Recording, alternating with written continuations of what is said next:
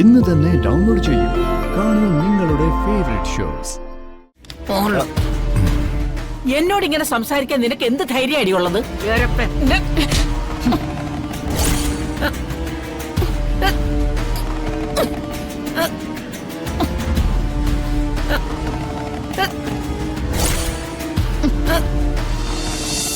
അഥവാ അവൻ കൂട്ടാനെങ്ങാനും വന്ന എന്റെ പട്ടി പോകും. മുഖത്ത് കാർക്കിച്ചു തുപ്പി ഓടിക്കും ഞാൻ ആ മുടിയനായ പുത്രനെ. എനിക്കിപ്പോ ഒരു സങ്കടേ ഉള്ളൂ, മാധവേട്ടന്റെ അമ്മ.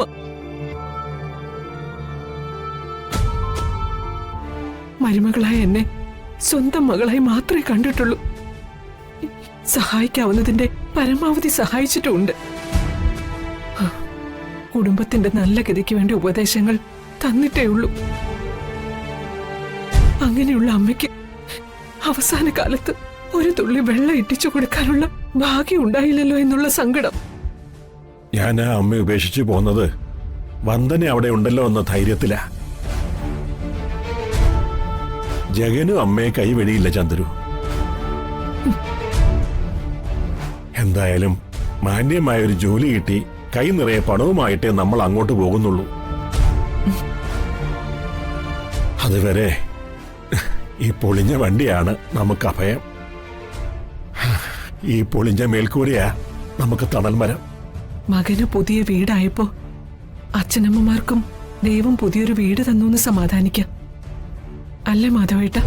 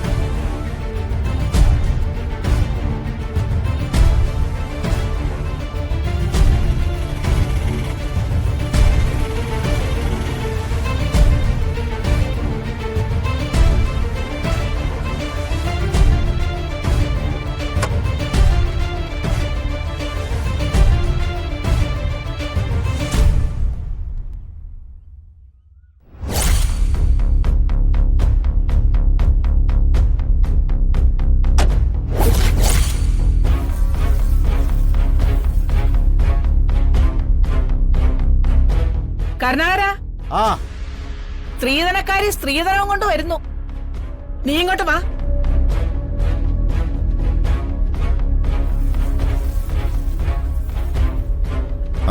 ദാ വരുന്നു.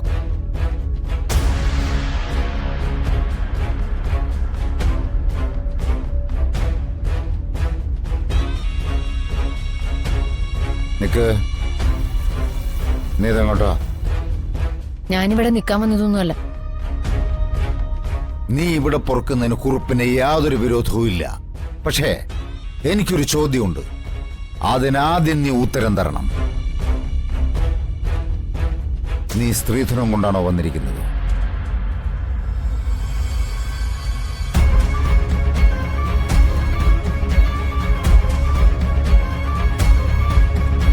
ഞാൻ സ്ത്രീധനം കൊണ്ടുവന്നിട്ടില്ല. കുറുപ്പ് സാറിനെ പോലുള്ള ഒരാൾക്ക് സ്ത്രീധനം തരാനുള്ള ത്രാണിയും എനിക്കില്ല. പിന്നെ പരാതിപ്പെടാനുള്ള ത്രാണി നിനക്ക് എവിടെന്നാ കിട്ടിയത്? കുറുപ്പ് സാറ് സ്ത്രീധനം ചോദിച്ചതായി ഞാൻ ആരോടും പരാതിപ്പെട്ടിട്ടില്ല. ഇല്ലേ? പിന്നെ പോലീസ് സ്റ്റേഷനിൽ കണ്ട വന്ദന ഒപ്പിട്ട പരാതി ആകാശത്തോടെ പറന്നു വന്നാണോ? ചാനലുകാർ സ്ത്രീധനത്തിന്റെ കണക്ക് വെച്ച് എന്നെ നാണം കെടുത്തിയത് അവരുടെ കെട്ടുകഥയാണോ? എല്ലാം നിന്റെ പ്ലാനിങ്ങാ. അത് നീ നിഷേധിക്കുന്നുണ്ടോ? ഇല്ല, അതൊരു പ്ലാനിങ്ങിന്റെ ഭാഗം തന്നെയാ. പക്ഷെ ആരുടെ ഐഡിയ ആണെന്ന് എനിക്കറിയില്ല. എന്നെപ്പോലെ കുറുപ്പ് സാറും ആ ഗൂഢാലോചനയിൽ പെട്ടുപോയതാ. ഉന്നം വെച്ചവരുടെ ഇരകളിൽ ഒരാൾ.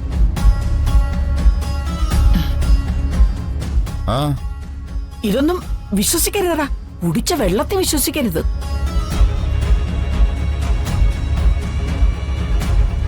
പൊടിച്ച കള്ളിയാണിവൾ. ഇപ്പൊ ഇങ്ങോട്ട് കെട്ടി എഴുന്നള്ളിയിരിക്കുന്നതേ നിനക്കെതിരെ എന്തോ കരുനീക്കാനാ. ശത്രുക്കള് തമ്മില് ഒരു വാതിലിന് അപ്പുറം ഇപ്പുറം നിന്നുള്ള കൂടിക്കാഴ്ച അത്ര ശുഭകരമല്ല.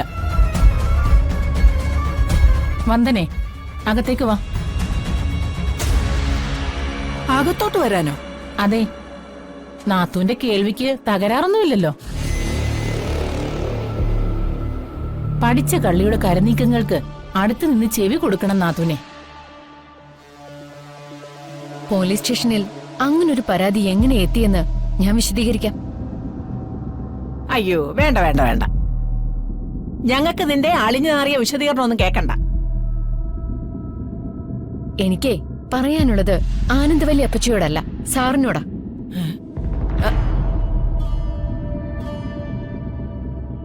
ആനന്ദവല്ലിയോടല്ല, കുറുപ്പ് സാറിനോടാണെന്ന്. ഞാൻ നന്നായി ഒന്ന് ശ്രമിച്ച ഈ ഗൂഢാലോചനയ്ക്ക് പിന്നിൽ ആരാണെന്ന് ബോധ്യപ്പെടും. ഇതിനു മുന്നേ പല ആരോപണങ്ങളിലും സത്യം തെളിയിച്ച പാരമ്പര്യം എനിക്കുണ്ട്. ദേ, എന്നോട് വെല്ലുവിളിക്കുന്നത് സൂക്ഷിച്ചു വേണം. എന്നോട് ഇങ്ങനെ സംസാരിക്കാൻ നിനക്ക് എന്ത് ധൈര്യം അടിയുള്ളത്?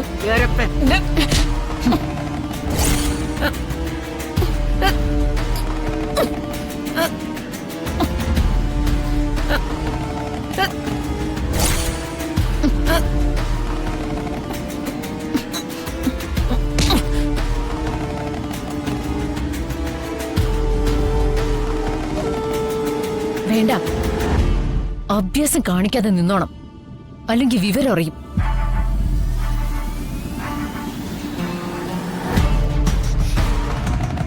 ഇത്രയും കാലം എല്ലാ കൊള്ളരുതായ്മകളും ക്ഷമിച്ചത് ജഗനെയും സുമലതാമ്മയും ഓർത്തിട്ടാ. ഇത്രയും വലിയൊരു ചതി നടന്ന സ്ഥിതിക്ക് ഇനി ഞാൻ ആരുടെയും മുഖമൊന്നും നോക്കുന്നില്ല.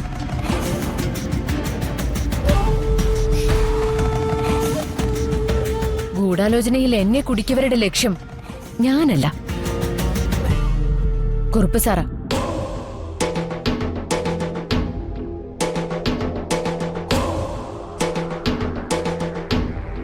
കുറുപ്പ് സാറിന്റെ നാശമാണ് അവരുടെ ലക്ഷ്യം. ബുദ്ധിമാനായ കുറുപ്പ് സാറ് ശരിക്കൊന്ന് ചിന്തിച്ചു കഴിഞ്ഞാ പ്രതിയെ കണ്ടെത്താവുന്നതേ ഉള്ളൂ.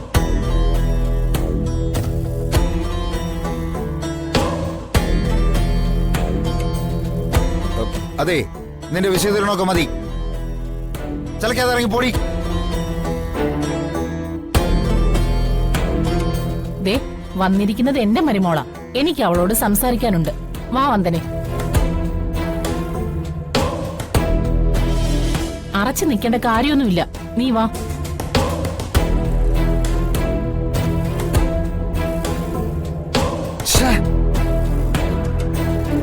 കരുണാകര, മാനത്തെ കൊട്ടാ